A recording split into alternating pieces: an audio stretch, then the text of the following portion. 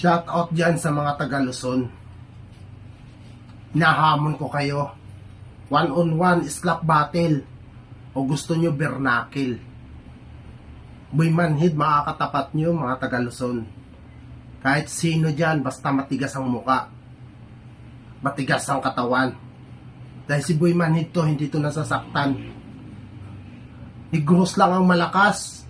Kaya mga taga Luzon dyan, yung mga mahihina dyan, huwag kayo pasiga-siga.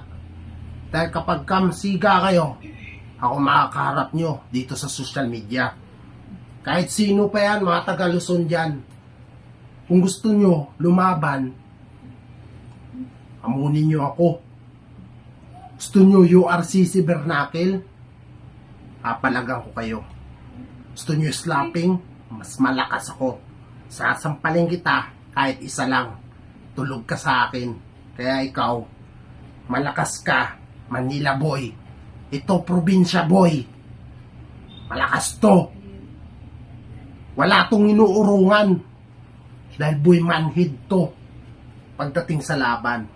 Kaya sino ka man, mga nagpipm sa akin, alam ko mga taga Luzon kayo, mga maiinang nilalang kayo para sa akin.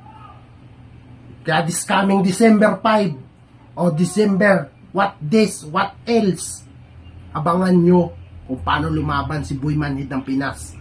URCC slap battle. Kaya malapit na this coming December. Ito mga idol, sa lahat ng mga basher ko, mahal na mahal ko kayo. Hindi ko kayo pababayaan.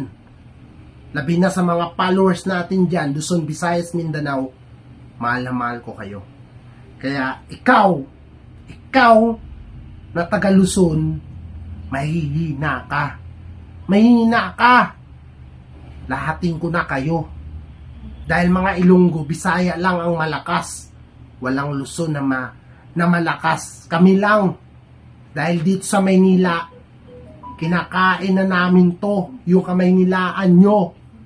Kaya kami na, mga taga Bisaya at Ilonggo, ang dadayo at mga siga dito sa Maynila. Kaya, harapin mo ako kung malakas ka. Huwag ka lang mag-PM sa messenger ko. Hindi kita papansinin. Real talk yan. Kaya ikaw, mag-insayo ka, kumain ka ng maigi, dahil kung magtutos tayo, maglalaban tayo, yung kakainin mo, hindi mo na yung makakain. Maglulugaw ka na lang. Real talk yan. Kaya Boy Manhid ng Pinas to, di mo alam. Ilonggo lang ang malakas. Ilonggo lang malakas. It's this.